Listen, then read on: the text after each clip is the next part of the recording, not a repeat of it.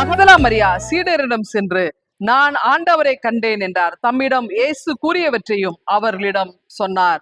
யோவான் 20:18 ஆண்டவர் இயேசுனுடைய உயிர்ப்பு என்பது சாவியிலிருந்து அழிவிலிருந்து வாழ்வுக்கு நேராய் வழி நடத்தக்கூடியது, வெறுப்பிலிருந்து மன்னிப்புக்கு நேராய் வழி நடத்தக்கூடியது, பழிவாங்குதலிலிருந்து அன்புக்கு நேராய் வழி நடத்தக்கூடியது. அவரு உலகத்திலே இருந்த பொழுது அநேகரை சுகமாக்கினார் இல்லையா, குணப்படுத்தினார். அதுல பாத்தீங்கன்னா மிகப்பெரிய வல்ல செயல் பாத்தீங்கன்னா மரித்தோரை ஆண்டவர் உயிர் தெழ செய்தார். லாசரு இறந்து 4 நாள் ஆயிட்டு அவர் உயிரோடு எழுப்புறார். நாயினூர் ஏழை தாயினுடைய மகனை உயிர் தெழ செய்கிறார்.